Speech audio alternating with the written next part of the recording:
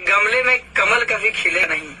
अरे गमले में कमल कभी खिलेगा नहीं, और जो मालिक ऑपरेटर का पैसा फंसाएगा उसको ऑपरेटर कभी मिलेगा नहीं।